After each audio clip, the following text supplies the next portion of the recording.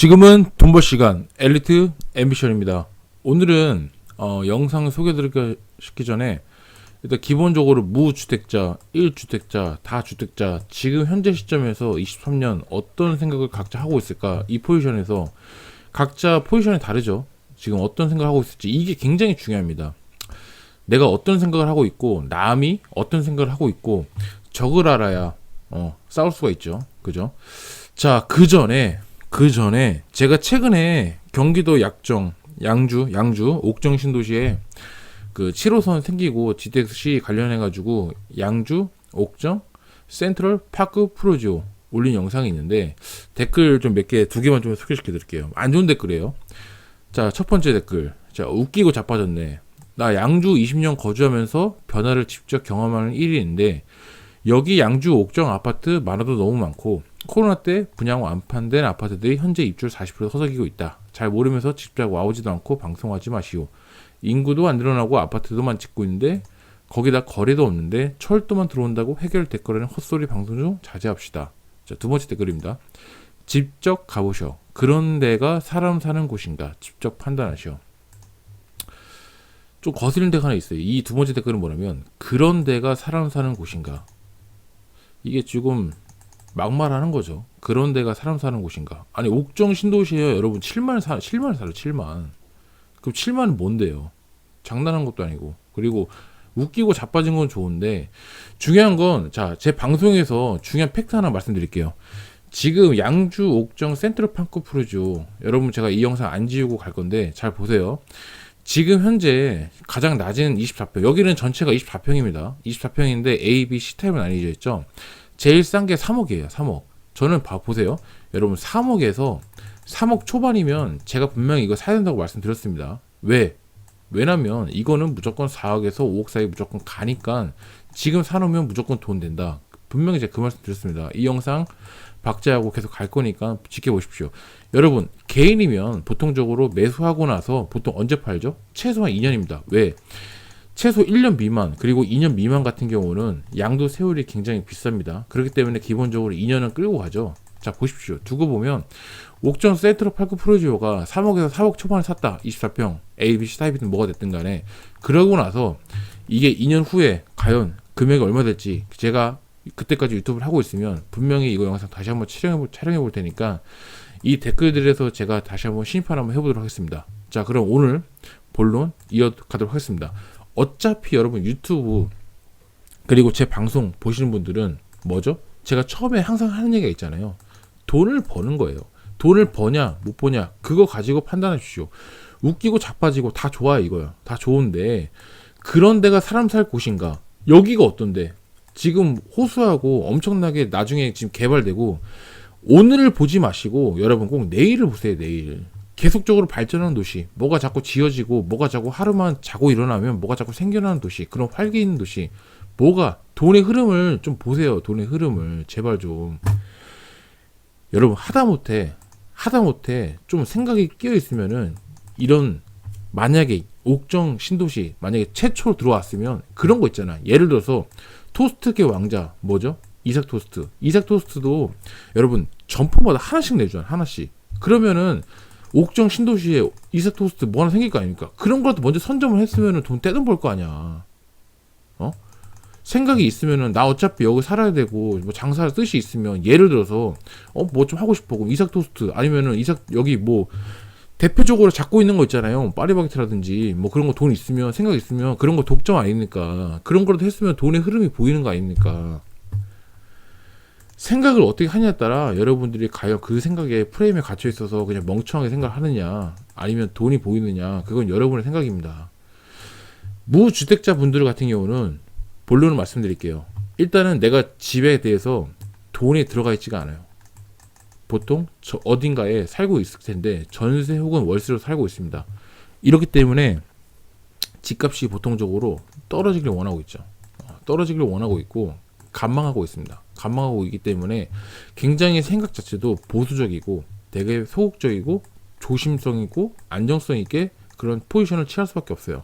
그래서 집을 사긴 사야 되는데 불안하죠. 사실 무주택자 1주택자가 거의 대부분의 반반 포지션을 차지하고 있고 거의 대부분의 포지션을 차지하고 있는데 솔직히 무주택자분 같은 경우는 요즘 집값 같은 경우는 솔직히 많이 오르기도 했고 뭐 이것저것 인제를 하지만 말이 안 되는 가격이에요. 말이 안 되는 가격. 그렇기 때문에 집값이 좀 떨어지고 좀 안정화가 되고 좀 어느 정도 좀 약간 대중화가 되는 가격, 어느 정도 용납이 되는 가격에 돼야 좀 살 수가 있는데 지금 이 가격은 미친 가격이다. 어떻게 왜 이런 분들은 거의 대부분이 인구 소멸론 이런 거에 빠져들어 있죠. 왜 출산율 계속 역대 최저를 찍고 있죠.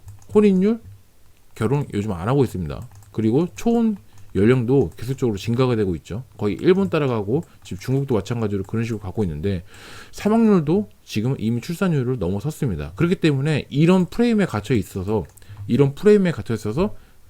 집은 이제 메리트가 없다. 이런 프레임이 굉장히 잡혀 있다는 거죠. 근데 여기에 대한 반론은 제가 펼칠 수가 있죠. 충분히 펼칠 수가 있죠. 왜? 수요와 공급인데 어쨌든 이거는 제가 나중에 따로 영상을 찍어 볼게요.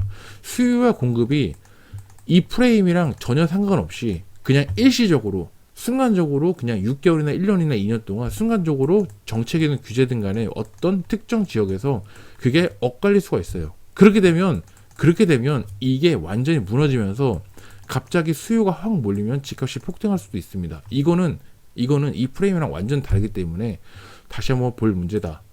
1주택자의 가장 큰 특징이 있습니다. 1주택자. 내가 집을 사서 실제로 거주하고 있겠죠. 거의 대부분이. 그렇게 하고 있고 이게 포지션이 굉장히 많이 있습니다. 근데 문제는 뭐냐면 집을 해당 아파트를 바라보는 시각이 굉장히 좁습니다. 거의 대부분이 예를 들어서 나는 백오 신도시에 살아. 나는 뭐 예를 들어서 뭐 강규에 살아. 나는 뭐 평촌에 살아. 1주택자. 거의 대부분의 얘기를 하면 그 동네가 짱입니다. 그냥 닥치고 그냥 그 동네가 짱이야. 호재 얘기하면 얼마든지 읊을 수 있을 정도로 자기네 동네 호재가 엄청나게 있고 그 다음에 엄청나게 발전이 돼가고 있고 자기 동네 아파트가 최고다. 그리고 남의 아파트 남의 지역에서 다른 데서 우리 아파트를 깐다? 그러면 가만히 보셨죠. 뭐 호객노노라든지 아파트 커뮤니티 같은지 보면은 장난 아닙니다. 불이 붙은 거죠. 그게 전쟁터입니다. 전쟁터. 왜? 내 돈에 어느 정도 일정 금액 큰 이상이 들어갔고 그 다음에 나의 큰 자산이고 나의 자존심이자 나의 목숨 같은 내가 실제 거주하고 있는 가장 큰 줄기를 담당하고 있는 내 집 실거주 아파트인데 누가 나를 건든다? 이 아파트 건든다? 나를 건든다는 똑같은 얘기거든요. 그렇기 때문에 굉장히 좀 편협된 시각으로 볼 수밖에 없다. 근데 중요한 건 이런 분들도 있어요.